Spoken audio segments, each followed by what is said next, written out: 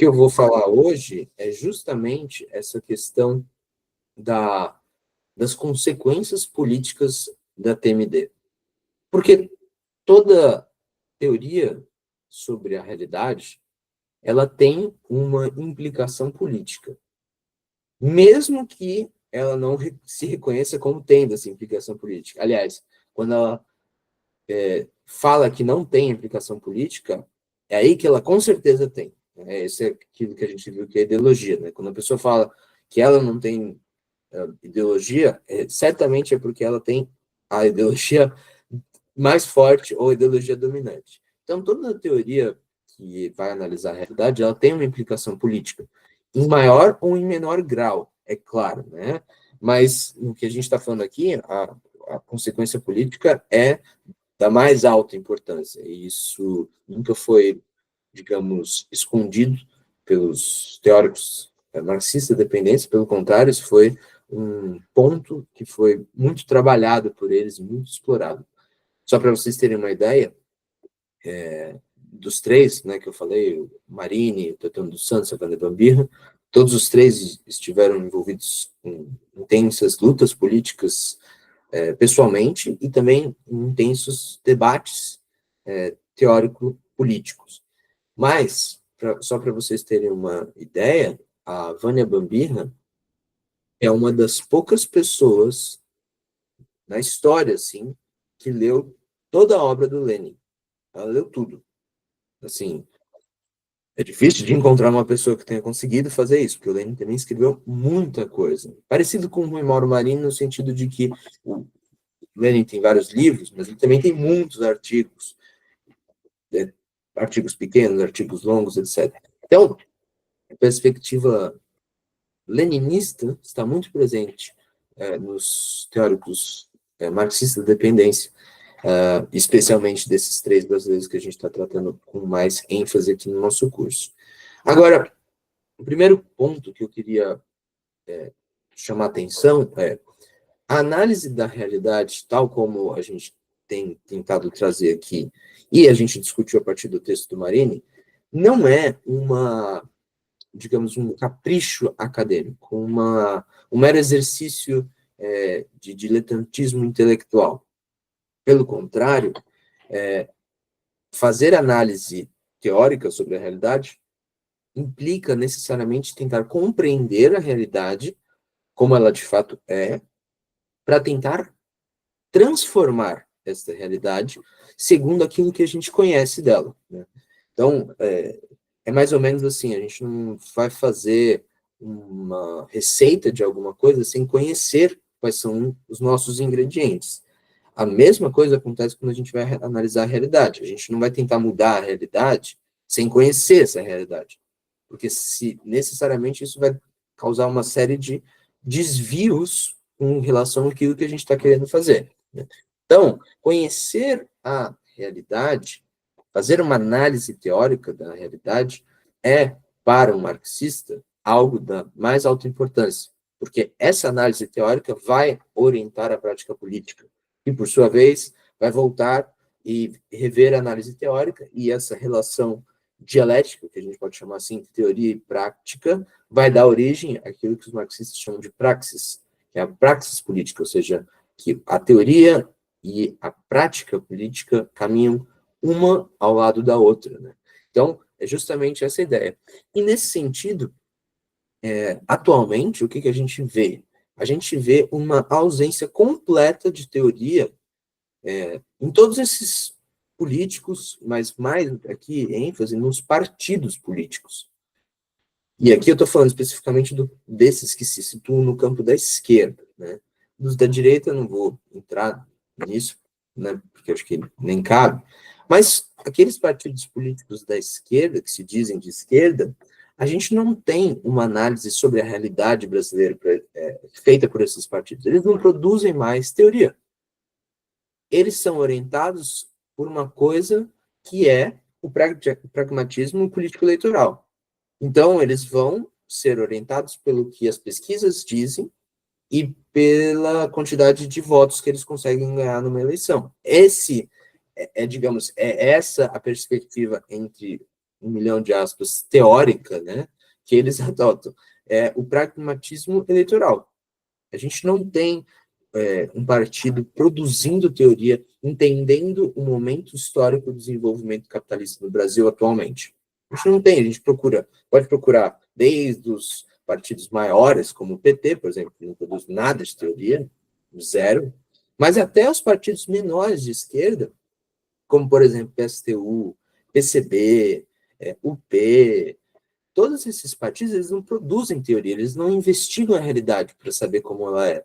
E isso é um problema muito grande, porque, na verdade, a história do movimento socialista e comunista é justamente a análise da realidade específica de cada lugar específico, especialmente depois do Lenin formular, né, a análise concreta da situação concreta. Então, a gente não tem, nos partidos políticos da esquerda, uma análise teórica da realidade. E, consequentemente, a sua prática política não é uma prática política, digamos, coerente, no sentido de conseguir fazer, lançar e dar sequência para aquilo que eles querem fazer, que é justamente transformar a realidade. Daí que muitos desses partidos também se encontrem em um certo ostracismo, não conseguem, nem eu estou nem falando aqui de votos, né, porque isso é irrelevante, né? Votos, né? Se a gente for parar para pensar na eleição como a dimensão única da política, é de uma pobreza completa. A política é muito superior a uma simples eleição. Não estou nem falando disso. Da vinculação que esses partidos conseguem ter com a massa trabalhadora, com o povo. Então, eles não produzem nenhuma teoria sobre o mundo, sobre o Brasil, muito menos sobre o mundo. Mas não produzem nenhuma teoria sobre o Brasil. E isso leva a um pragmatismo político-eleitoral absurdo. E se a gente vai discutir as questões mais a fundo, eles não conseguem explicar em que momento nós estamos desse desenvolvimento capitalista brasileiro e, consequentemente, a luta de classes que tem aqui entre as diversas frações do capital, por um lado, e o conjunto dos trabalhadores, por outro. Então, esse é um primeiro ponto que eu queria mencionar para vocês. A TMD, ao contrário, vai trabalhar para fazer uma análise teórica mais rigorosa possível para conseguir atuar politicamente da forma mais rigorosa possível também. Bom, dito isso, a primeira questão fundamental aqui para a TMD, mas eu digo até para os marxistas em geral, é uma coisa também que não se discute mais hoje em dia, que é a conquista do poder. O poder não é a mesma coisa que o governo. Então dá para chegar no governo, como, por exemplo, o PT fez, mas não ter conquistado o poder. Porque o poder não tem a ver com ocupar um lugar de governo. Ao contrário, ele tem a ver com a luta que as classes sociais fazem entre si. O poder que envolve o controle social. Essa é a questão, né? Então, por exemplo, nas diferentes revoluções burguesas, desde a Revolução Inglesa, mas vamos pegar também a mais clássica, que é a Revolução Francesa, a gente tem uma mudança em quem está no poder. Essa é uma questão fundamental. O poder, ele tem que ser conquistado. E não basta, para conquistar o poder, chegar no governo, como tem essa ideia absolutamente estúpida, que é basicamente o que os petistas fazem. Eles acham que chegar no governo automaticamente é estabelecer o domínio no poder. E não tem nada a ver com isso. E a conquista do poder, ela leva para uma questão que é a seguinte, que é uma questão clássica dos marxistas, que é reforma ou revolução. Se a gente for parar para pensar, o que é essa reforma, né? O que implica isso? A reforma, ou as reformas, o conjunto de reformas, seria uma via de chegada ao socialismo. Como? Através de diversas reformas, ou seja, medidas que vão transformando progressivamente as condições econômico-sociais, haveria a possibilidade de fazer um acúmulo de forças até que, de forma pacífica, pudesse se chegar na transição do capitalismo para o socialismo. Então, a reforma seria uma, digamos, antítese da revolução, porque a revolução pressupõe justamente uma mudança estrutural e mais ou menos violenta, mas com certeza violenta de alguma forma. Agora, o que os teóricos da TMD vão defender, baseados muito no Lenin e na Rosa Luxemburgo, nesse livrinho aqui, que se chama justamente Reforma ou Revolução, tem expressão popular, que é a minha edição aqui, é que, na verdade, as reformas, elas não fazem nada mais do que reforçar o capitalismo. Elas tensionam algumas questões sociais, políticas, econômicas, mas, no fim e ao cabo, o horizonte não é de ultrapassagem desse tipo de sociedade, capitalista. Pelo contrário, ele apenas reforça esse sistema porque ele não quer romper com ele, de fato. Né? E a Rosa Luxemburgo defende que as reformas são importantes, mas não no sentido de que os reformistas pensam que, através de reformas, seria possível chegar ao socialismo. As reformas seriam importantes, segundo a Rosa Luxemburgo, porque elas dariam condições de luta melhores para os trabalhadores. Elas favoreceriam a conjuntura para conseguir fazer uma luta política em condições efetivamente mais favoráveis. Mas as reformas jamais podem substituir a revolução. Então, o máximo que elas podem fazer é dar essas condições mais favoráveis, mas elas não podem substituir a revolução. E uma questão muito importante é que, justamente porque os reformistas, eles confundem estratégia e tática, ou seja, a estratégia é transformar a realidade para passar para um novo tipo de sociabilidade. E a tática é mais ou menos, são os pequenos passos para chegar lá. Os reformistas, eles confundem uma coisa com a outra e, na verdade, substituem a estratégia pela tática, quando eles vão falando que aos poucos dá para chegar lá, e o chegar lá, que é a estratégia, ela vai sendo colocada numa posição subordinada à tática, ou seja, as alianças políticas, as alianças eleitorais, a conjuntura que vai sendo, digamos assim, regida por esse sistema político burguês. É basicamente isso. Então, para os teóricos marxistas da dependência, baseados muito no Lenin e na Rosa Luxemburgo, falam que o dilema não é reforma ou revolução, é reforma e revolução. Uma coisa não exclui a outra, mas nada pode substituir a revolução. Por isso que a questão para eles é a seguinte: é uma luta dentro do poder contra o poder. Então, é para participar das eleições, com certeza, é para disputar, mas é para sempre ter em perspectiva que, mesmo dentro, a gente tem que lutar contra esse sistema. Então, o dilema não é reforma ou revolução, é reforma e revolução. Porque as reformas, justamente, elas dão essas condições mais favoráveis de luta política, né? Até esqueci de separar aqui, mas naquele texto que eu falei para vocês do Marini, que ele falou das memórias, né? Deixa eu ver se consigo achar rapidamente aqui. Quando ele refaz o percurso dele de vida mesmo, ele tem aquele momento que ele fala que ele ficou no Chile, que eu expliquei para vocês lá do exílio no Chile, que ele escreveu muito sobre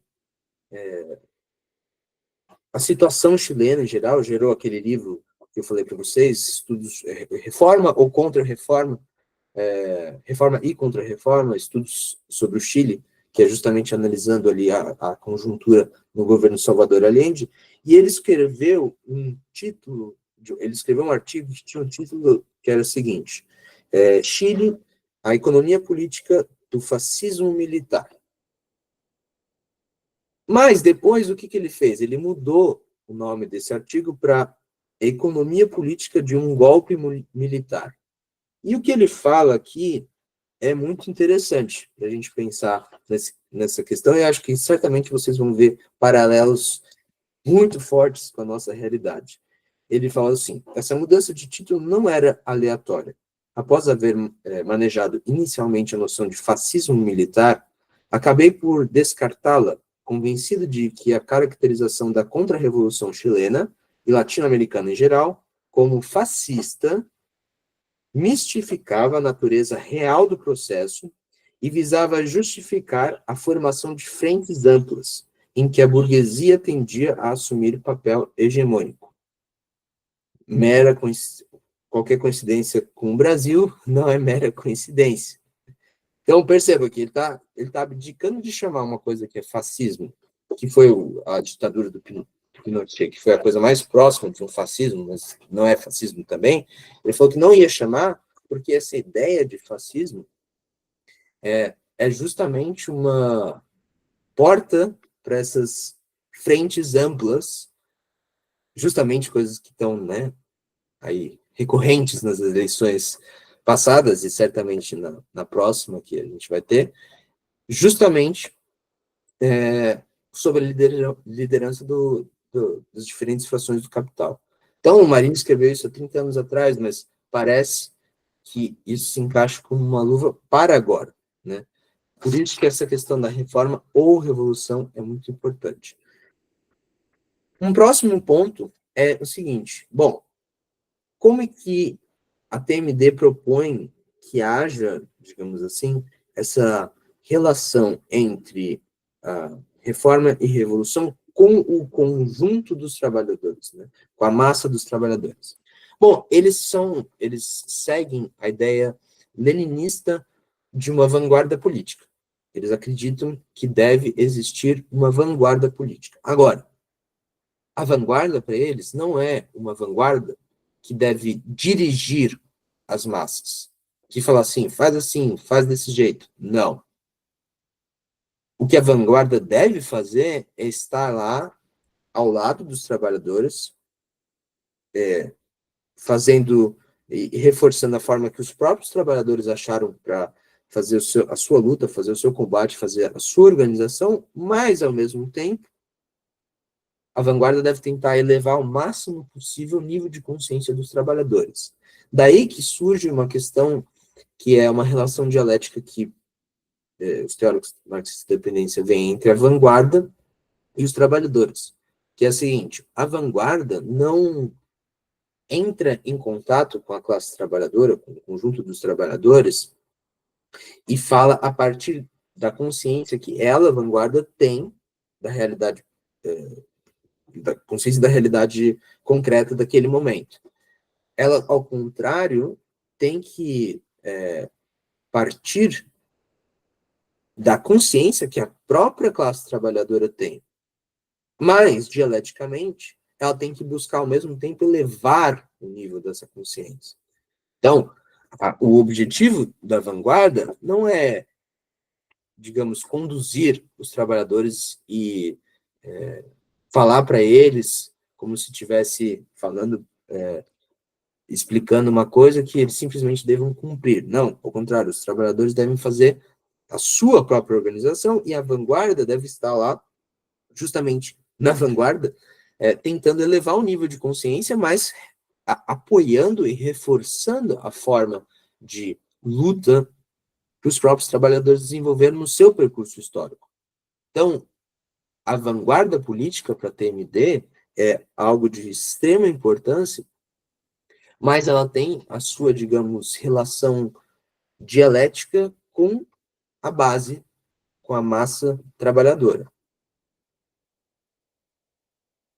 Nesse sentido, não se pode descartar de jeito nenhum a relação que vai ter para os teóricos da TMD entre, por um lado, o marxismo e, por outro lado, o nacionalismo.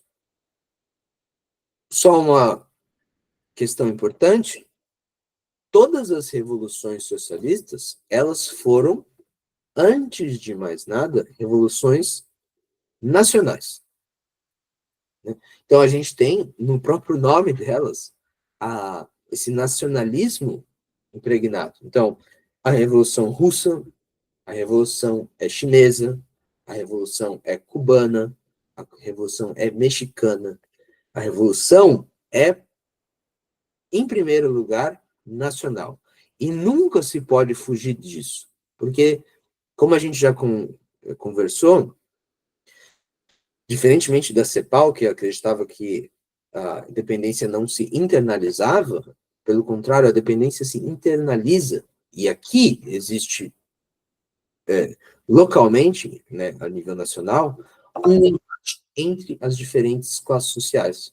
Então, não dá para romper imediatamente com o imperialismo, sem, ao mesmo tempo, romper com as classes que detêm o poder político e o poder econômico dentro dessa sociedade. Daí que todas essas revoluções socialistas foram, antes de tudo, revoluções nacionais. E justamente por causa dessa característica nacionalista, é que elas não podem ser modelos para as demais revoluções. Então, a Revolução Russa tem as características ultra específicas dela, por isso que ela é Revolução Russa. A Revolução Mexicana tem as características particulares da sociedade mexicana. A Revolução Cubana, da Revolução Cubana, de Cuba. E assim por diante. Então, os marxistas eles devem analisar as diferentes revoluções, como um chegou, como outro chegou, mas isso não pode ser, digamos, um guia prático de transformação da realidade. Isso pode servir, no máximo, como uma exemplificação do que em um determinado lugar deu certo num momento histórico específico, mas jamais ser tomado como o modelo a ser seguido. Isso, inclusive, é o que faz o Marini criticar lá no Subdesenvolvimento e Revolução, a questão da luta armada na ditadura militar. Então, por exemplo, não dava para ter uma luta armada nos moldes da Revolução Cubana aqui no Brasil, por uma série de motivos, né? E a luta armada, apesar, né, do ato heróico que as pessoas tiveram, foram lá combater, etc., fracassou.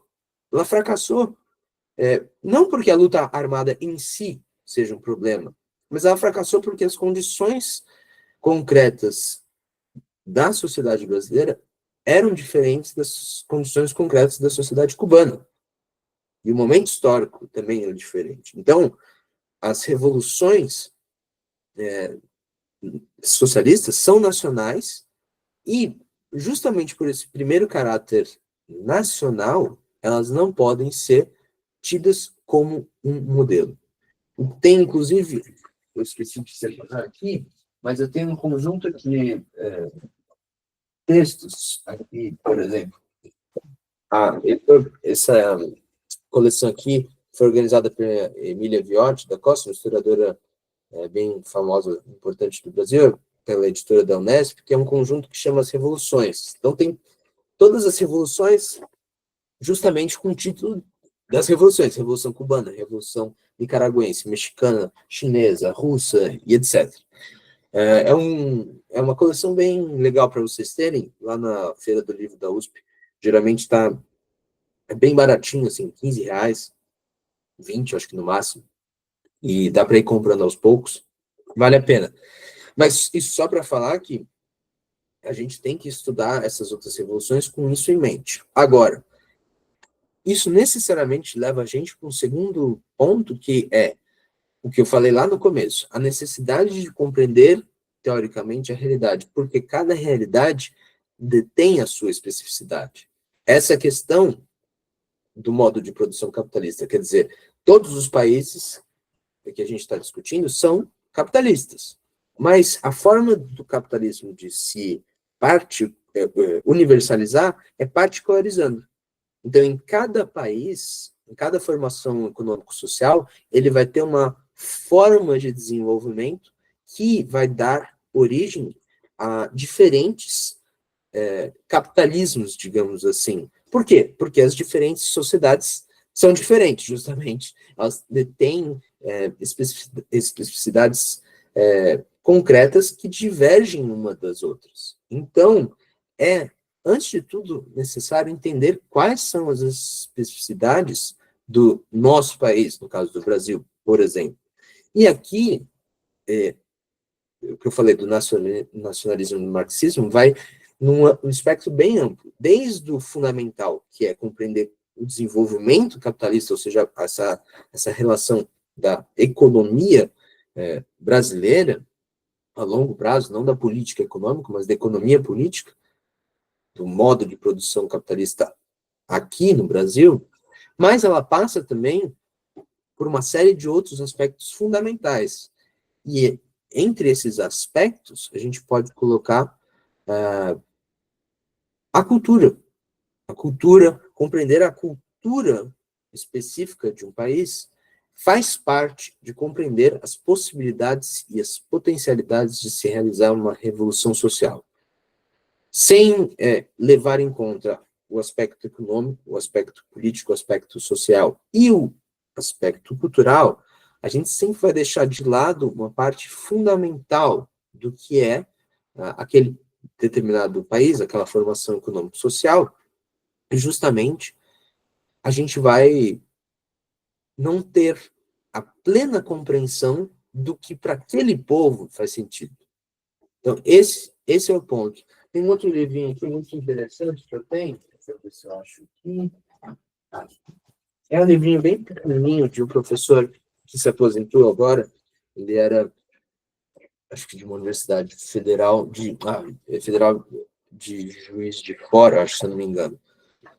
Mas eu não tenho certeza agora. Chamado Gilberto Felisberto Vasconcelos, que é um livrinho chamado Folclore, Socialismo no Povo.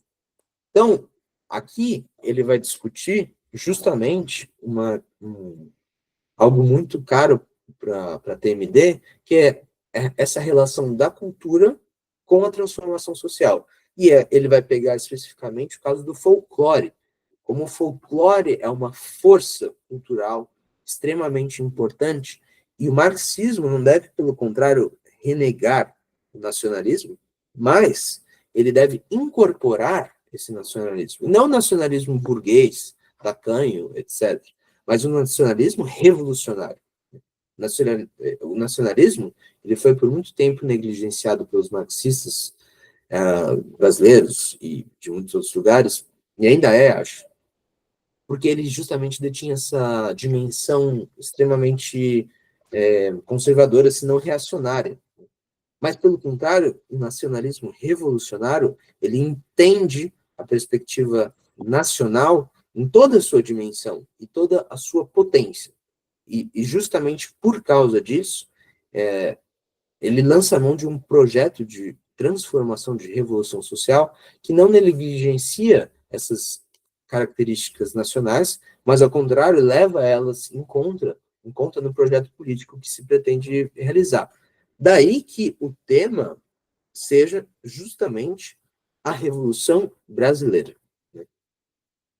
Não tem outra discussão que não seja a Revolução Brasileira, com as suas características específicas, com suas diferentes regiões, mas que consiga incorporar a ideia de uma nação, que é justamente o Brasil, que tem os seus elementos aglutinadores, apesar da diferença social, da desigualdade regional, das diferenças culturais, diferenças étnico-sociais, etc. Então, a Revolução Brasileira é o tema. A Revolução Brasileira não exclui, por outro lado, também qualquer questão anti-imperialista. Ela é, ao mesmo tempo, nacionalista e anti-imperialista. Inclusive, o anti-imperialismo da TMD não é um anti-imperialismo, como a gente tem agora, por exemplo, nessa situação que o Trump fez, essa política protecionista, né? Inclusive, eu li no estado de São Paulo essa semana um, um cara que fez mestrado lá no UNB, eu acho, falando uma das coisas mais imbecis de que uma pessoa não estudou nada, falou que tarifas protecionistas são uma coisa anticapitalista. Quer dizer, tem que não saber nada para falar uma coisa dessa, porque não existe capitalismo sem protecionismo. Isso não é do, digamos, capitalismo tupiniquim, é da Inglaterra, é da França, são desses lugares. O capitalismo se desenvolveu lá porque eles adotaram medidas protecionistas. Então, alguém falar que isso é anticapitalista é que não entende nada de história nem nada de capitalismo. Mas, de qualquer forma, o que o Lula faz agora em relação ao Trump não tem nada de soberania nisso. Por quê? Em primeiro lugar, porque no dia seguinte do tarifaço, o Fernando Haddad já estava falando que podia discutir a questão das terras raras. Ou seja, colocar assim uma coisa que é altamente importante para a nossa economia, uma coisa que devia ser protegida, porque é uma riqueza do povo, colocando isso já como uma moeda de troca, sem nem fazer qualquer tipo de, digamos, tensionamento. Já, não, vamos discutir, a gente já tem essas terras raras aqui, a gente pode entrar num acordo. Ou, se vocês quiserem, a questão de Israel e Palestina. O Brasil não rompe relações diplomáticas com Israel, é uma coisa de loucos. Não rompe. Pode até romper parcialmente relações econômicas, mas fica com as relações diplomáticas intocadas. Então, essa soberania que esses canais todos petistas aí ficaram alardeando que o Lula falou, aqui ninguém vai mexer, aqui é nosso, isso aí é tudo de quinta categoria, que não tem sentido nenhum. Por quê? Porque o anti-imperialismo, de fato, a defesa da soberania nacional, ao mesmo tempo anti-imperialista, ela não existe sem uma coisa fundamental, que é a defesa pela liquidação do capitalismo, ou seja, a defesa pela luta do socialismo. Não existe anti-imperialismo que não toque na questão de superação do capitalismo, porque o capitalismo é imperialista. Nesse estágio que nós estamos. E nós estamos na moeda reversa do imperialismo, que são os países dependentes. Então, não tocar nesta questão, não tocar na revolução social, quando se fala de anti-imperialismo, não é nada mais do que ou inocência ou impostura completa. Né? São todos uns pilantras, falsificadores, que não tocam no fundamental. Então, a revolução, ao mesmo tempo que é nacionalista, ela só consegue ser nacionalista anti-imperialista se ela vai justamente no cerne da questão, que é a manutenção ou não do capitalismo. E a luta pela superação do capitalismo e a chegada no socialismo. Então, eu até fiz uma aula que fosse um pouco menor, que eu queria só ter esses pontos, até para a gente deixar a gente discutir agora um pouco, talvez, só para retomar os pontos que eu falei. Conquista do poder, reforma e revolução, a questão da vanguarda política, a questão do nacionalismo e do marxismo, e, por fim, a questão do anti-imperialismo. Todas essas questões, elas caminham juntas. Todas estão dentro da perspectiva teórica da TMD. Elas não têm, digamos, uma exclui a outra, pelo contrário, todas devem estar articuladas nas lutas cotidianas que a gente faz, que existem e existem continuamente ao longo da nossa história. Então, eu fiz uma aula um pouquinho mais curta, vou deixar aberto para vocês falarem um pouco aí, dúvidas ou comentários.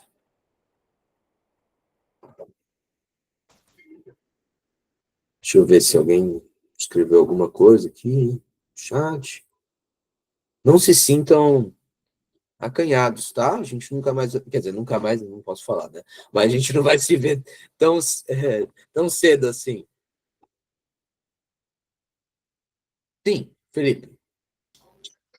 Deixa eu só testar o microfone. Tá funcionando. Então, quando você falou uma questão que a gente não disputa, né, mas a política não politiza, né, que o PT tem parte de culpa nisso, a gente já até que tinha conversado em alguns outros momentos, eu me lembrei da questão do orçamento. Porque lá no trabalho, outro dia, chegou um cliente comentando lá, eu já percebi logo de praxe que era bolsonarista, né? Então você tem que tomar dedos quando fala com a pessoa, porque aqui em São Paulo, você sabe que, sei lá, 50%, 60% são, né? Aí ele tava falando do orçamento. Mas eu vi quando ele passou da porta giratória e falou com segurança. Mas pelo menos o cara deixou 5 bi, né, de superávit. Eu pensei, ai, meu Deus. Essa é uma discussão que a gente também não faz, né, a do orçamento público. A esquerda abandonou, né, finge que é muito difícil para o povo entender, e não é tão difícil assim, né? O, nem entrei, nem conversei com ele sobre isso, mas estava pensando, né, como ele conseguiu esses 50 bi? Ele gastou muito na época da eleição, porque ele queria ganhar, tinha lá, ele subiu o auxílio, deu até auxílio caminhoneiro, auxílio taxi, sei lá, um monte de auxílio, aumentou o Bolsa Família, não pagou os precatórios, tem um monte de coisa que ele fez, né, para dar aqueles 50 bi de superávit primário, que é uma mentira, né, uma mentira que o Fernando Henrique também contou lá atrás, e até hoje ninguém vai contra isso, né, que é o tripé. Aí, se você pegar realmente o déficit nominal, você tem 900 e tantos bilhões de reais de déficit.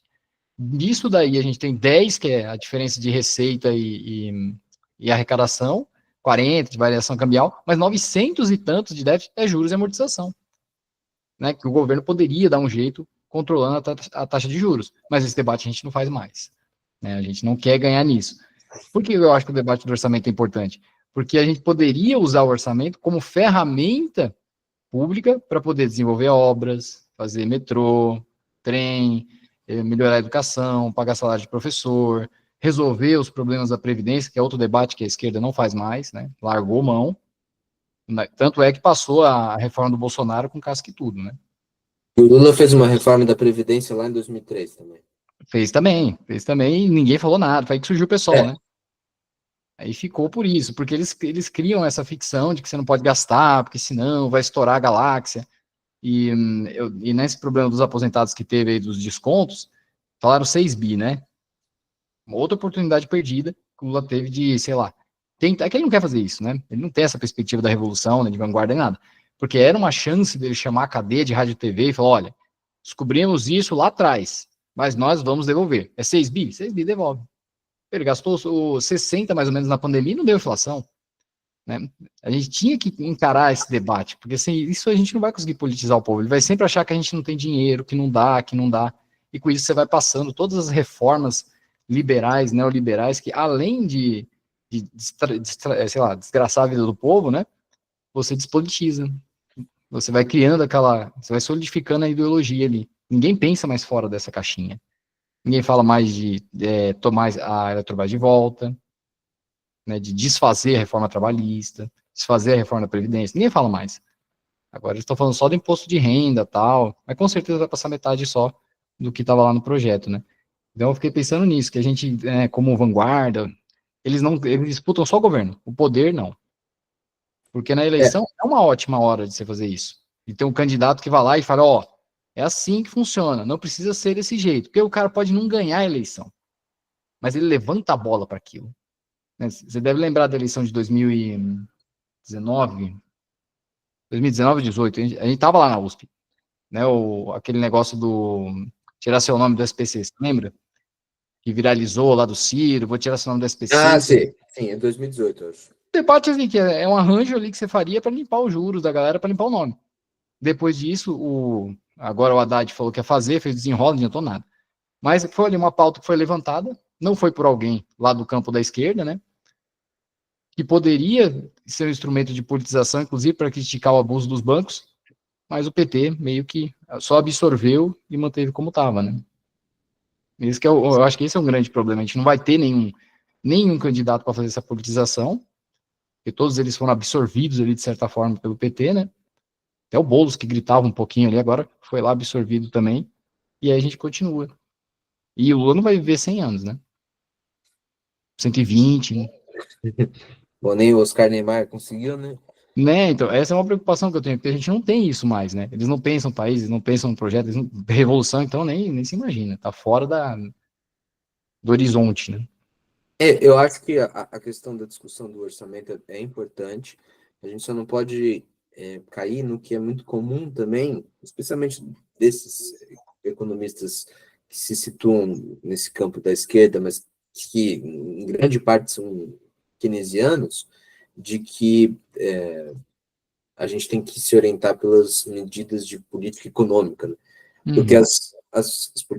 as medidas de política econômica, elas nunca vão conseguir transformar aquilo que a gente está querendo. Elas podem, no máximo, amenizar certas coisas, né? Mas, sem dúvida, lógico, o orçamento, a discussão do orçamento é muito importante para fazer essas ações que você disse, e a gente tem hoje em dia um completo assalto ao Estado, via pagamento, especialmente pagamento dos juros da dívida pública, que é uma coisa assim que se estabeleceu basicamente desde o Plano Real.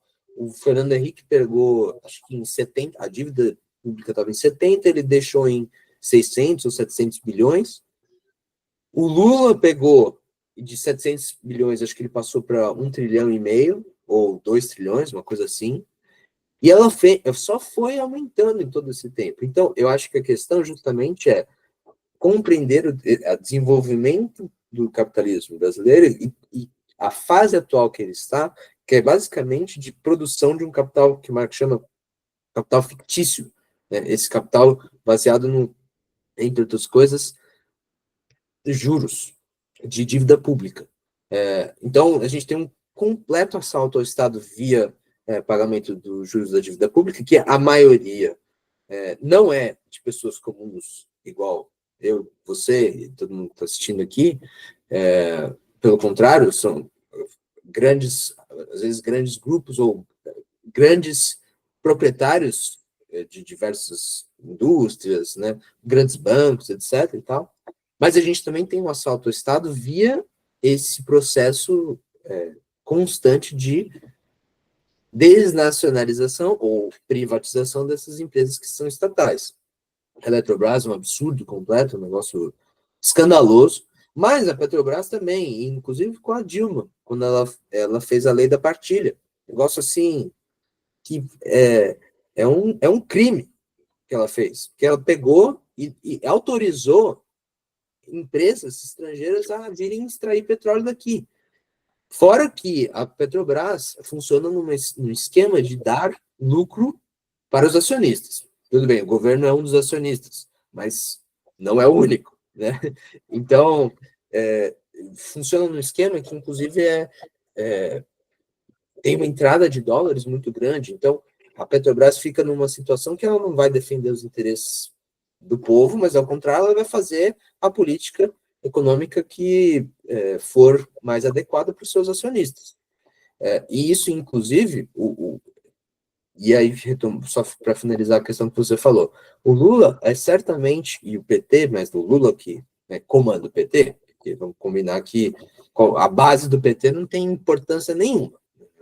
O que o Lula falar vai ser o que vai ser feito. E o que ele fala é o que é. Então, as coisas que o Haddad faz, não é só porque o Haddad faz, é porque o Lula falou que pode fazer. Então, ele é o presidente, né?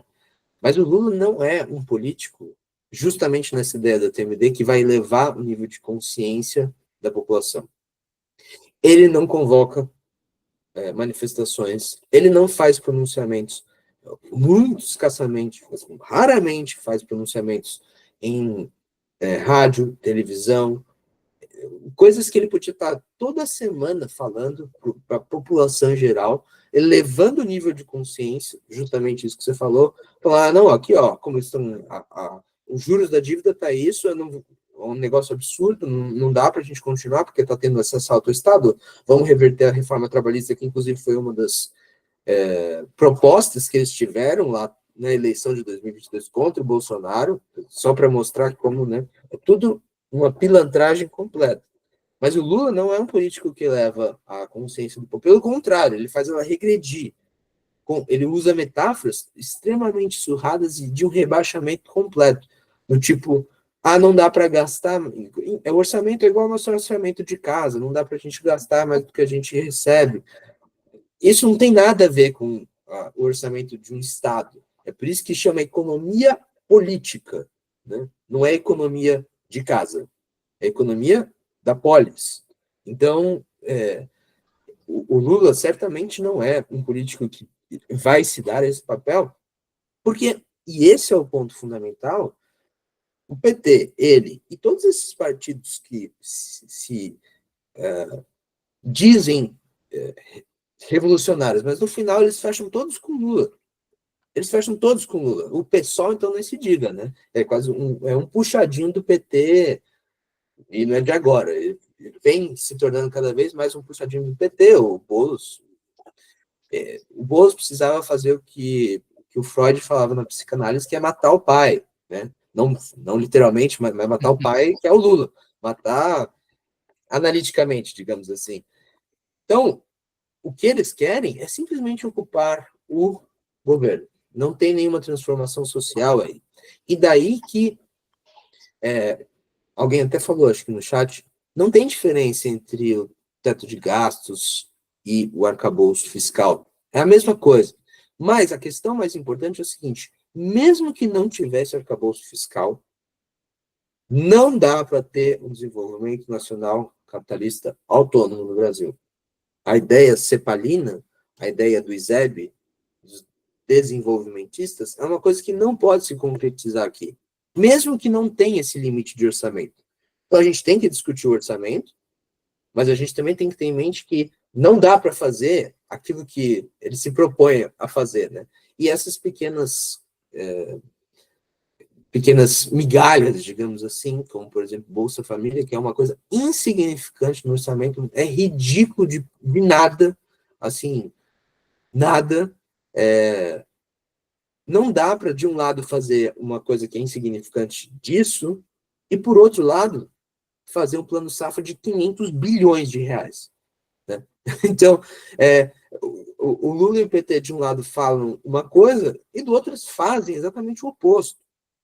Eles vão fazer esse plano safra, os maiores da história foram agora no governo do Lula, e por outro lado, o MST vai lá timidamente apoiar o Lula. Não tem isso, né? Por isso que tem que fazer a ruptura completa com o Lula e o petismo, porque eles simplesmente reforçam aquilo mesmo que eles dizem combater.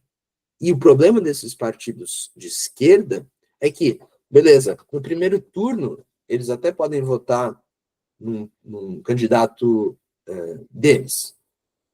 Mas depois todos eles fecham com Lula. Pelo quê? Pela ameaça ao fascismo. Não tem fascismo no Brasil. Nunca teve, muito menos agora, em comparação, por exemplo, com a ditadura. Não tem fascismo. Nos 4 anos do governo Bolsonaro, a gente escreveu textos contra o governo, falando de revolução, fizemos reuniões, fizemos encontros, tudo isso conspirando abertamente. Se fosse um fascismo, agora teria alguém infiltrado aqui, espero que não tenha, e acabaria com isso aqui e falaria que eu sou um perigo, um terrorista, e me prenderia amanhã. Mas não tem isso. Não tem fascismo no Brasil. E, se tivesse, essa questão, se tivesse fascismo, não é através de uma eleição que a gente vai combater um fascista. Então, como é que eles usam isso mesmo que o Marini falou aqui, o fascismo é simplesmente um subterfúgio para fazer frentes amplas que são comandadas hegemonicamente pela burguesia, né?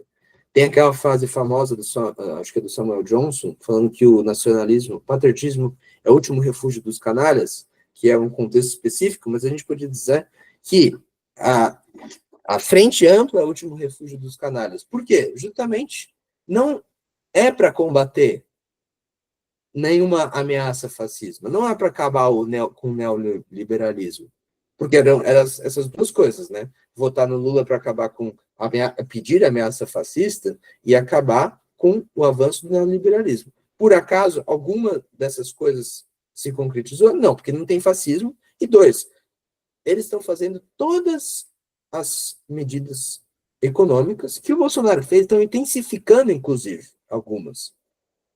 Por exemplo, a defesa do capital agrário, com esse plano safra absurdo, a questão de não tocar nos juros da dívida pública, na Selic, que inclusive o Lula indicou, agora tem a maioria, né, na comissão, lá de pouquíssimas pessoas que determinam a Selic, ele tem a maioria, e eles não fazem a ruptura. A autonomia do Banco Central, na Petrobras também tem a maioria do Conselho da Petrobras, tem a maioria, tudo.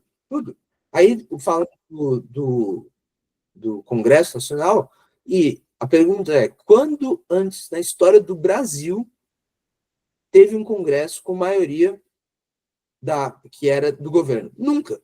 Então, essa coisa de, é o Congresso que não permite, porque eles são a maioria de direita, nunca foi de esquerda. Tipo, isso não faz o menor sentido. E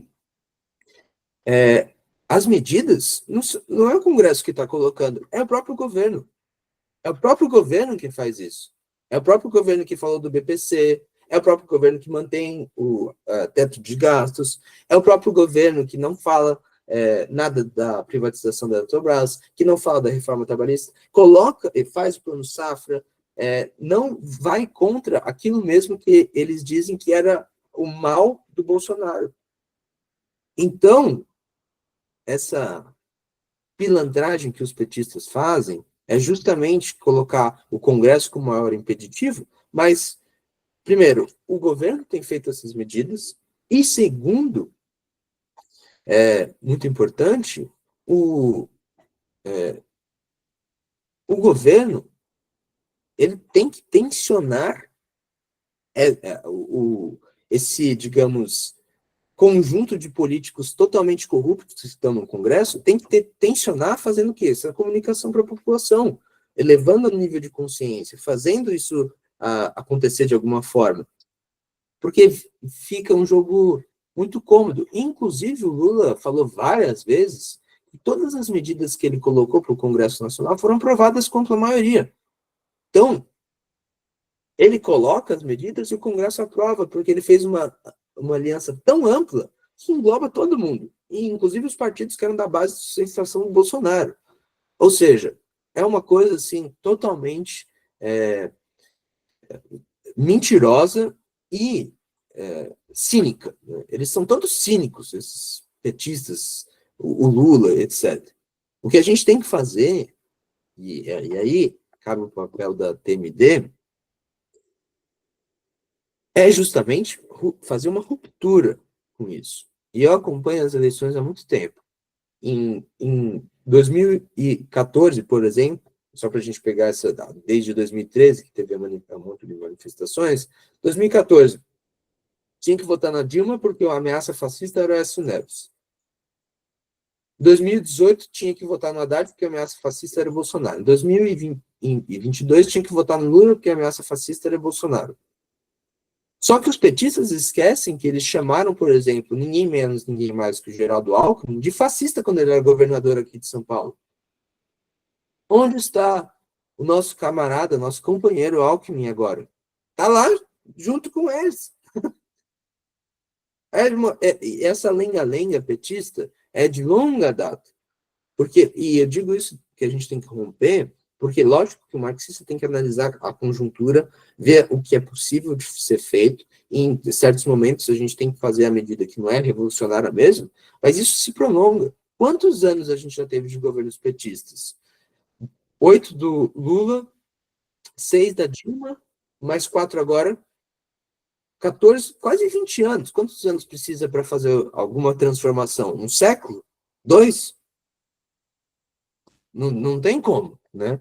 Então, acho que a questão da TMD é justamente a gente conseguir fazer essa ruptura. E a gente tem que romper de uma vez. Romper com essa esquerda que só coloca impeditivos para a gente avançar justamente nisso que é fundamental, que é a consciência do povo. E o povo, ele tem um ceticismo profundo no sistema político. Duvido alguém chegar na rua e falar assim, você gosta de um político? Todo mundo vai odiar político. Assim, talvez goste do que votou, mas de todos os outros, eles vão odiar. E quem canaliza, curiosamente e loucamente, quem canaliza esse sentimento de frustração não é a esquerda, que justamente o papel dela é de sempre criticar o atual estado de coisas. Quem canaliza esse sentimento de frustração, de irritação, de crítica ao sistema político é a direita. Por isso que o Bolsonaro falava, vou mudar tudo que está aí e tal. Porque isso canaliza essa frustração de longas décadas da população brasileira. Então, o que a esquerda tem que fazer? Não tem que defender o sistema. Tem que acabar com o sistema. Só que, diferentemente da direita, tem que fazer essa transformação realmente. Porque o Bolsonaro falava que ia mudar com tudo isso aí, mas, na verdade, isso é só superficialmente, porque, de verdade, ele só reforçava aquilo que já estava aí. O que a esquerda tem que fazer não é ocupar o governo por ocupar o governo, vamos lá, vencer mais uma eleição. Não tem que romper com isso aí. E a gente está no ponto de romper. Pode parecer uma coisa meio delirante falar de revolução, mas a gente tem que ver os exemplos históricos. A história está aqui para ajudar a gente. O Lenin ficou de exílio um tempão, chegou depois lá na Estação Finlândia, que é famosa, né, história famosa, e falaram assim para ele, Lenin, a gente vai fazer a revolução. Ele falou, a revolução não vai ser para mim, talvez seja para os meus filhos ou para os meus netos, mas a gente tem que lutar por ela. E 50 dias depois está fazendo uma revolução. Então, ele achava que ele não ia ver a revolução. 2 meses depois, praticamente, ele estava lá fazendo uma revolução que transformou a história não só da Rússia, mas como de todo o mundo. O Fidel Castro fez uma primeira tentativa, estava no México, foi para Cuba, deu errado, foi exilado, escreveu o discurso lá, a história me absolverá, esperou, foi com um barquinho, chegou lá, na Serra Maestra, e fez uma revolução. Então a gente não sabe o que vai acontecer amanhã, o que vai acontecer depois de amanhã, o que vai acontecer no ano que vem. O que a gente tem que fazer é estar prontos para, quando a situação existir, estarmos conseguindo elevar o nível de consciência e favorecer a luta dos trabalhadores. É isso. A gente não sabe o futuro. Mas quando surgiram as manifestações de 2013, ninguém conseguia imaginar também que elas iam ter o tamanho que elas tiveram. E é assim a história. A gente não sabe o que vai acontecer, mas a gente tem que estar pronto. Eu falei muito, Felipe, desculpa, me empolguei aqui. Não, relaxa, professor, era mais ou menos isso que eu queria ouvir mesmo. Era para isso que eu tinha comentado mesmo, para a gente poder tocar o barco nesse sentido. Que é a minha intenção também. Sim, exatamente. É o nosso drama agora, eu acho. Podem perguntar mais ou fazer comentários. Se vocês puderem abrir o microfone, porque às vezes fica meio difícil de eu ficar lendo tudo que vocês escrevem, eu estou falando aqui, aí até eu ler, pode demorar um pouco, e aí não sei se eu estou pegando coisas meio cortadas. Se alguém tiver algum comentário.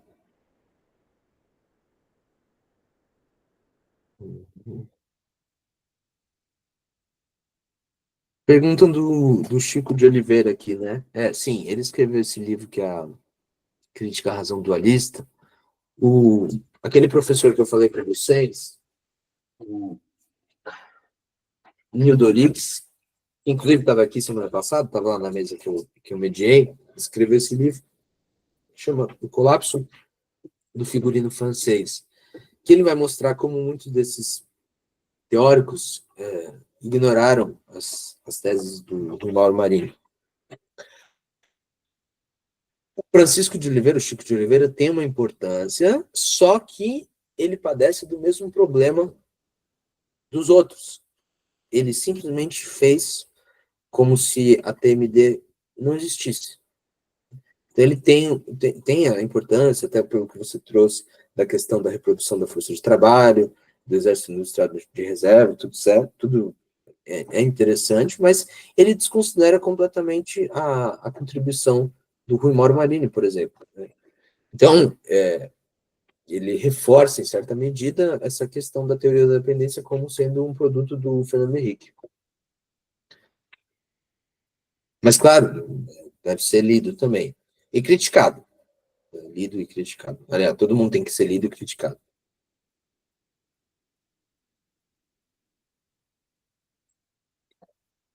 Mais pessoas?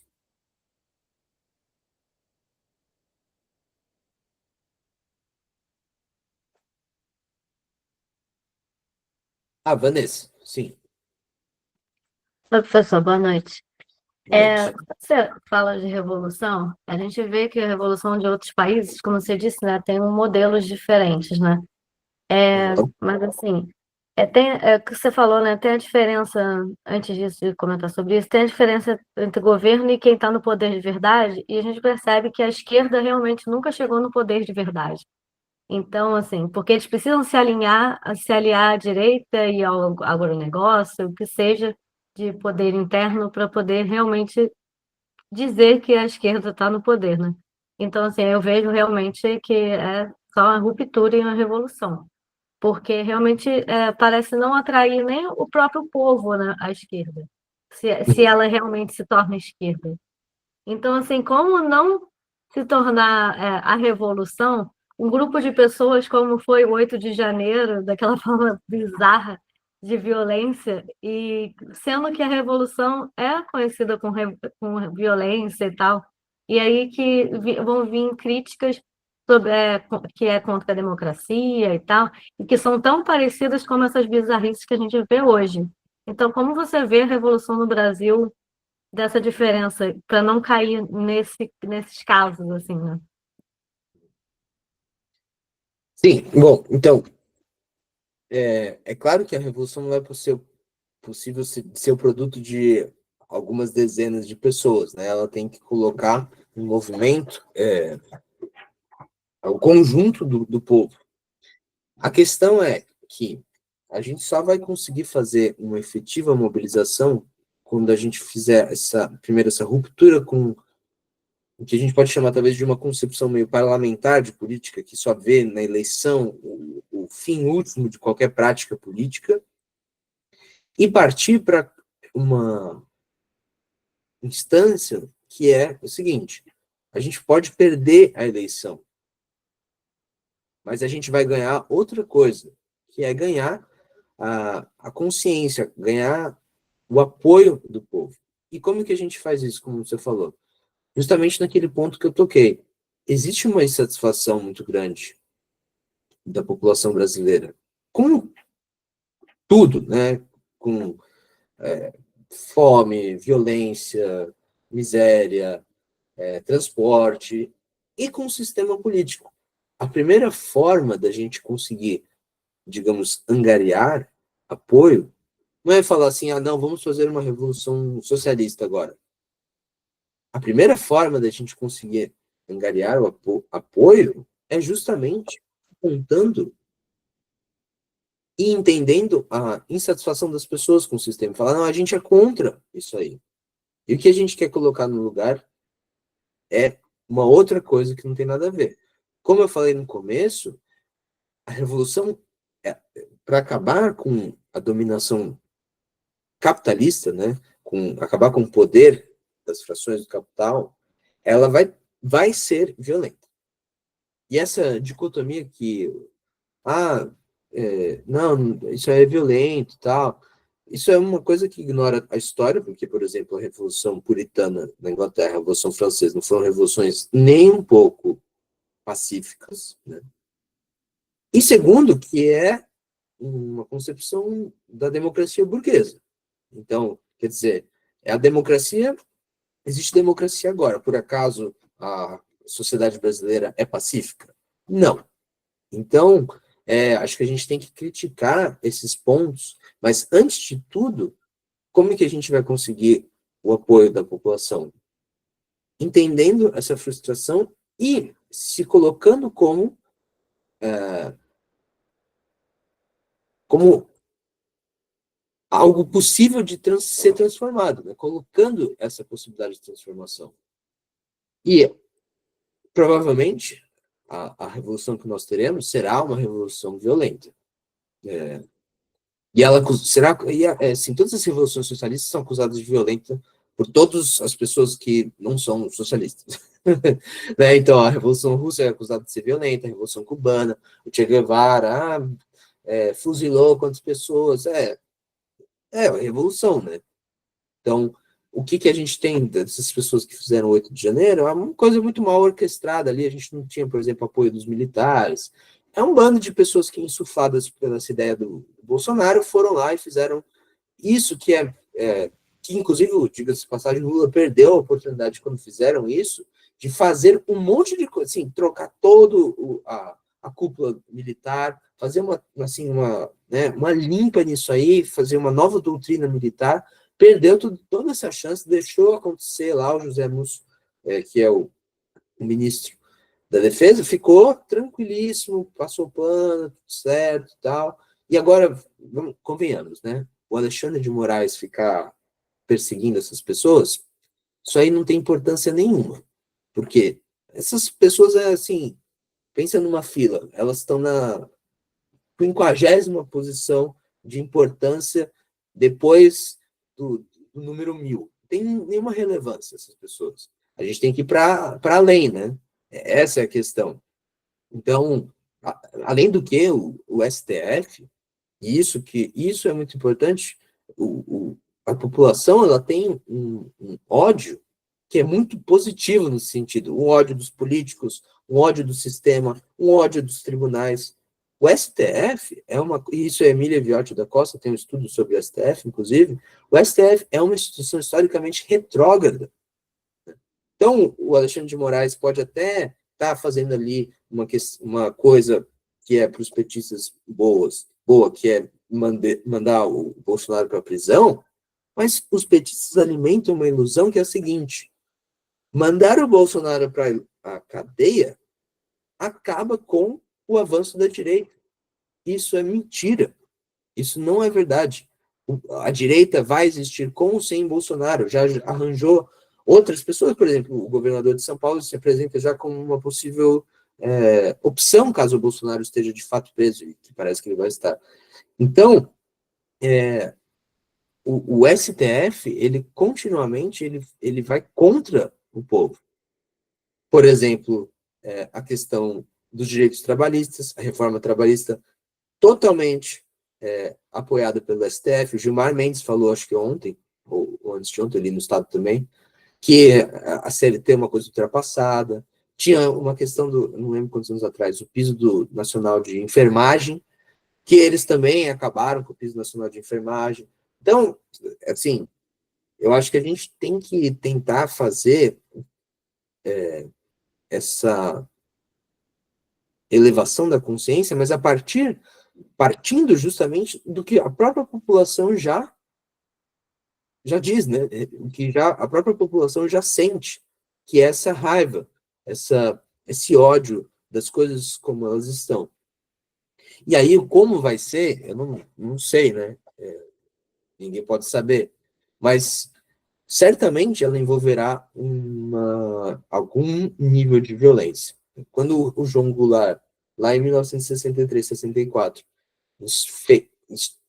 tentou fazer algumas reformas que, lembrem-se, não acabavam com o capitalismo, não acabava com o capitalismo, vai manter o capitalismo aqui, desenvolver o capitalismo, mas fazer coisas assim, tipo reforma agrária, reforma bancária, reforma universitária, todas essas coisas, aí o que a gente teve? Uma ditadura de 21 anos.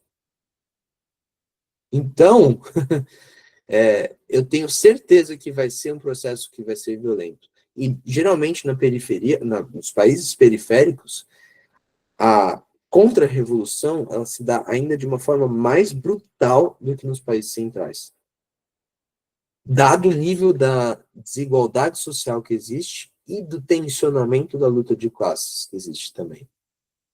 Então, eu não sei se eu te respondi ou se eu falei alguma coisa que não tinha a ver com o que você estava falando, mas eu acho que são todas essas todas essas questões. Como? Não se baseando exclusivamente na eleição. Eu escrevi alguns artigos falando que a eleição é um momento importante de agitação, de propaganda, de conscientização, mas perder uma eleição não significa o fim do mundo. Bolsonaro foi eleito, o mundo não acabou. Ele ficou ruim, sim, mas a gente está aqui para lutar um próximo dia. Então, quer dizer, o mundo não vai acabar se a gente perder uma eleição. Se a gente perder 2 eleições, a questão é a gente ter a estratégia correta e ter a tática correta para chegar nessa estratégia.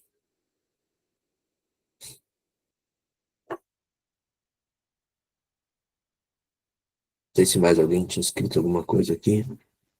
Ah, Mário, sem problemas, Mário, pode ficar com sua câmera fechada, sem problemas. Eu só não sei a sua pergunta.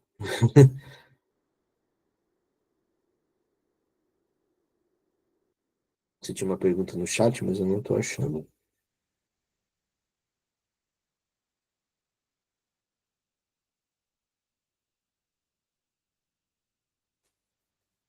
Tudo bem? Todo mundo está satisfeito? Pronto para fazer a revolução? Eu acho que o que é importante, que eu quis trazer aqui com o nosso curso, é, antes de tudo, difundir a TMD, a partir da USP. Eu sei que tem muitas pessoas aqui que não tem nada a ver com a USP, eu acho isso, inclusive, bom, muito bom, mas o primeiro esforço é de fazer essa difusão da TMD, que tem ganhado uma força nos últimos 15 anos, 20, 15 anos, tem ganhado cada vez mais proeminência, tem voltado a estar na boca de muitas pessoas, inclusive desses youtubers e tal, quando eles falam da dependência, da periferia, coisas desse tipo, do subdesenvolvimento. Então, a TMD tem voltado, e ela tem tido uma relevância cada vez mais importante, e é interessante, porque as ideias, elas florescem ou voltam ou ganham força quando a realidade precisa. A realidade coloca essa necessidade. Né? E acho que a TMD tem voltado porque a realidade tem colocado essa necessidade. Então, o meu primeiro objetivo com o curso era difundir a TMD, discutir um pouco a história para a gente chegar na TMD, essa questão de que ainda no Brasil ela é extremamente desconhecida, se a gente comparar com os países da América Latina, né, com nossos irmãos aqui do lado, todos conhecem muito mais do que a gente, e para discutir o que eu acho que a gente tem que fazer, que é conjugar a análise teórica com a prática política. O Marin, na minha opinião, ele deu as pistas mais importantes de como fazer essa análise da situação dependente latino-americana e, no nosso caso, brasileira. Ele deu essas pistas no Dialética da Dependência. O que cabe a gente é estudar, antes de tudo, claro, Marx, o Capital, e entendendo também o que da TMD é válido e o que não é válido. Tem coisas que eu acho que, como o subimperialismo, não fazem mais sentido, mas a transferência de valor e a superexploração da força de trabalho são 2, digamos, leis de bronze que estão absolutamente e ainda mais intensificadas no período que a gente vive. Então, o que eu queria fazer é, antes de tudo, fazer um curso de difusão e de que favorecesse vocês a pelo menos ficarem curiosos para ir atrás desses livros que eu estou falando, desses textos, de ler e conhecer mais para a gente conseguir se apropriar e fazer uma análise do momento histórico que nós vivemos. Né? Um professor falava que conhecimento teórico é como mais ou menos fazer fisioterapia. Então, no primeiro dia tá difícil de mexer, no segundo tá difícil, no terceiro tá um pouco menos difícil, no quarto um pouco menos difícil, e a gente vai ganhando aos poucos aquele corpo para conseguir fazer uma análise que seja mais rigorosa e bem estruturada. Então, eu acho que o meu objetivo era mostrar o ensaio da dialética da dependência para a gente conseguir se apropriar dessa forma de análise da realidade, para a gente conseguir pensar a nossa realidade, que esse é o nosso grande objetivo. Né? Nunca é falar só sobre a história, mas é compreender o momento que a gente vive. E a aula de hoje foi para meio que encerrar, mas não menos com um assunto que não é menos importante, que é justamente a prática política que essa análise teórica leva. Né? Estou vendo aqui, o João Marcelo fez TCC. Interessante, João Marcelo. Manda, se você tiver o link, eu não sei onde você fez o seu TCC, manda aí para a gente ler. Demora para ler tudo? Isso, você tem o link, se você tiver o link do repositório, ou se tiver PDF, manda para a gente, que eu até posso divulgar para o resto dos alunos do curso. Mas justamente, maravilha, já vou até salvar aqui, obrigado. Então, meu objetivo era justamente esse, e que vocês agora tenham curiosidade intelectual de ir atrás, ler, é um processo que é longo e demora, e a gente está sempre aprendendo, mas essa é a beleza da coisa, né? A gente nunca está acabado, a gente está sempre por fazer, e isso que motiva tanto a gente a ir atrás e a pensar sobre a realidade. Tudo bem? Agradeço que vocês tenham se inscrito. Eu abri, como eu falei para vocês, eu abri 100 vagas e estavam preenchidas, mas nem todo mundo participou. Eu vou pensar aqui para não ficar triste que não foi por causa das aulas, mas foi por causa de algum outro motivo que a vida impõe, e a vida impõe muitas dificuldades para a gente, às vezes, fazer alguma coisa que a gente queira, mas eu agradeço a participação de vocês, agradeço também os comentários, as perguntas. Eu gosto muito, acho que eu gosto muito de ser professor, porque eu aprendo muito, né? Acho que eu aprendo, às vezes, mais com as perguntas, com as colocações, do que eu próprio ensino, porque a gente, a partir de uma coisa que um aluno fala, que algum comentário que a gente tem, a gente vai atrás, a gente tenta buscar respostas, e isso faz parte do processo de aprender. Né? Então, eu agradeço que vocês tenham participado. E